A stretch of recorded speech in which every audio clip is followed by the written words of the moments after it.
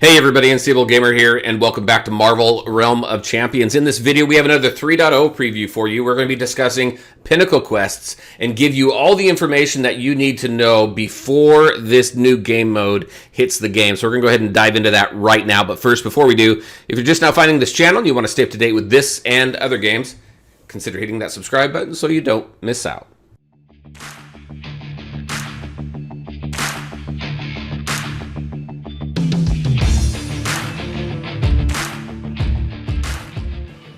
All right, and welcome back. Just a quick disclaimer. Just remember, all this information that's being provided by Kabam is preview information. It is information before these game modes and all these changes hit the game with the new 3.0 update. So just leave some room for something to change just in case. Nothing is absolutely final until it hits the game, and that includes things that we're going to be going over today as well. So let's go ahead and jump right into it. So Pinnacle quests here. This is going to be a new PvE mode. One thing that they are calling this, look at 3.0, is literally a game changer in this game. So really looking forward to all the things coming in 3.0. We recently took a look at Summoner's Journey, which is a progression path, an account progression path. So that's pretty cool. Very interested to kind of see the rewards and the comics and everything that we get out of that. Now we have Pinnacle quests, which if we take a look at here, I like this. We've heard lots of feedback from our community on the state of PvE and Realm of Champions, and with 3.0, we're making moves to create a new PvE paradigm. Very cool. This game is very much focused. The core of this game is PvP. It is Arena Conquest. It is increasing your battle rating so that you can have the opportunity for better loot the more you increase your battle rating. Starting with this build, though, with 3.0, Stronghold's going away, it looks like. As far as it being a permanent game mode, it sounds as if it's still going to come back from time to time based on whatever may come, wherever they see that it would be an opportunity to bring it back for an event or something special or something like that. So that is going to be going bye-bye, and then we have Pinnacle quests here, which is going to be the new solo PvE experience. And so let's go ahead and get right into what that looks like. So right here, we talk about a single champion. So we're going to be taking a single champion into a series of onslaught battles at a single location before facing off against a champion for a final showdown. We'll see kind of what that breakdown looks like a little bit later. These are meant to test our power, and therefore do not use the threat level, which is nice, to determine the difficulty of your opponents. Each mission has a specific challenge level. We're going to go ahead and see kind of what that looks like as well. So having the right gear is critical to your success. If you're unable to complete a specific level of Pinnacle Quest, you can replay Pinnacle Quest at the highest difficulty that you have previously completed it at. And it's going to reiterate that a few more times in this document. But whatever the highest level completion is that you have, you're going to be able to go in and replay that. And then if, let's say, you're level 8, you go to level 9 you complete, that's going to be your replay level. So we're going to be able to go back in here and continue to replay this stuff, which is pretty good. Pinnacle Quest difficulties is not only divided into champion levels. So this is a breakdown here, right? So we have difficulties, normal, heroic, and master. And then each difficulty has 24 challenges across 6 maps. And completing a difficulty level will earn you a trove of rewards. We don't know what that looks like yet, but hopefully we find some information out. Maybe we won't find out until it hits the game. But that is what that's all about there. Pinnacle Quest progression is champion specific. So you'll have access to the rewards on every champion in your roster. So a lot of what's going on in this game. So as you run through Arena Conquest and you increase your BR, the rewards that you get for the different milestones that you hit are champion specific. So once you hit them for Iron Legionnaire, you're going to be able to go in there, and once you hit them for Black Panther, you're going to have those rewards too. So that I like. I think it's pretty cool because you're always getting rewards as you're working through your different champions. And then ultimately, it just means more rewards, especially if you really focus on your whole roster and build your roster up and build your skills up with all of your champions, then it just increases those rewards for you. All right, so let's go ahead and go down next to the difficulty. This is what we were talking about just a second ago. So each difficulty contains 24 missions. We talked about that. And here's the suggested power level for each one of these difficulties. So one thing I do like about this, I like having a specific power level range so so that we know which champions we can take into which difficulty level, but it also allows us to check and maybe try and punch up a little bit. So maybe we have a 900 power level that you typically run through normal. Maybe we can try and run them through heroic, but it just kind of helps better strategize with your team and with your roster. So that is the different power levels right there. Now, if we go down to this next one here, now we take a breakdown what the mission structure looks like, right? So you have the different missions there, and with each mission you have the increasing number of waves, and then finally in that mission 4 you're going to come down to that boss battle there.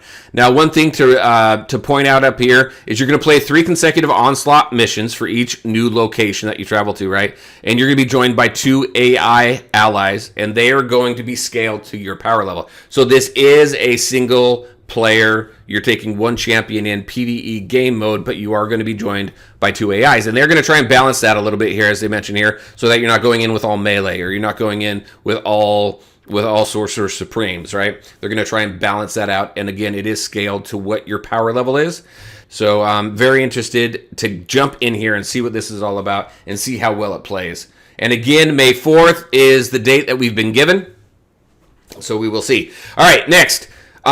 This right here, so as far as progression goes, keep in mind that since missions 1 through 3 are onslaughts, you're going to alternate between waves of adaptoids and champions, right? The adaptoid waves are going to be your odd waves, and the champion waves are going to be your even waves. Cool thing here is the champions, at least one of those champions is going to be specific to the map that you're playing on, right? So right here, it talks about onslaught will always follow a specific structure. One of the champions will be the champion whose house the map belongs to.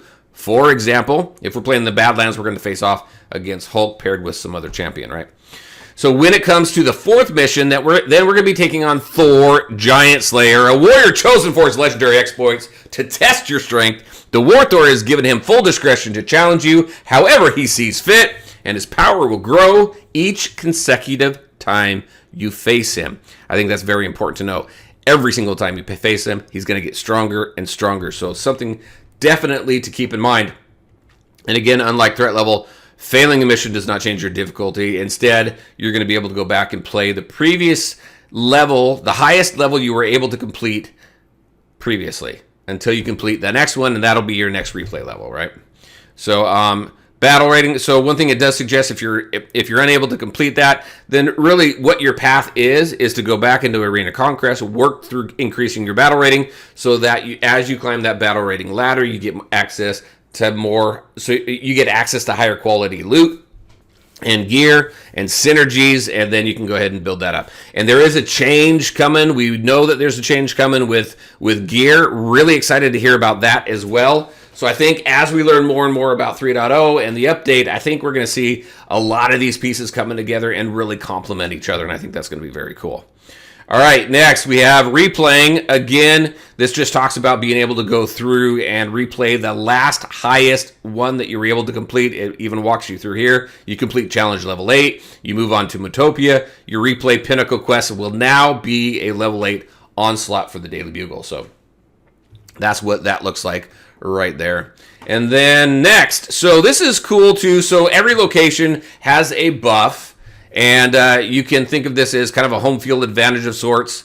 And this is not, right here, buffs apply to all variants of a weapon, not just the base archetypes. So it doesn't matter what the look of your weapon is, which makes sense. Doesn't matter what the look of your weapon is.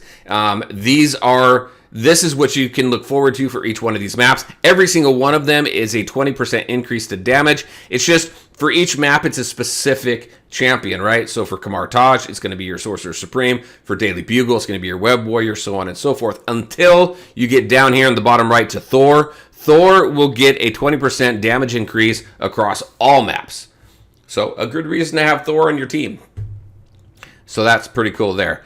And then finally here, this is what the rollout schedule looks like as 3.0 launches. It looks like normal difficulty here on May 5th. We're going to have access to challenge levels 1 through 12. May 11th, 13 through 24. You can see the rest of the rollout there. And again, we have 2 weeks. We have 2 weeks until this comes out. So very excited to jump in here and see what the rewards look like, see how the game mode plays. Very exciting to kind of see how this improves the PvE experience. And see kind of what they do to balance that in the end, because I think a lot of players like PvP. There's a lot of players that also like the PvE. So having a nice balance between the two, I think, is going to be very cool. So there you go, everybody. That's what I had for you. This is Pinnacle Quest. This is everything we know so far.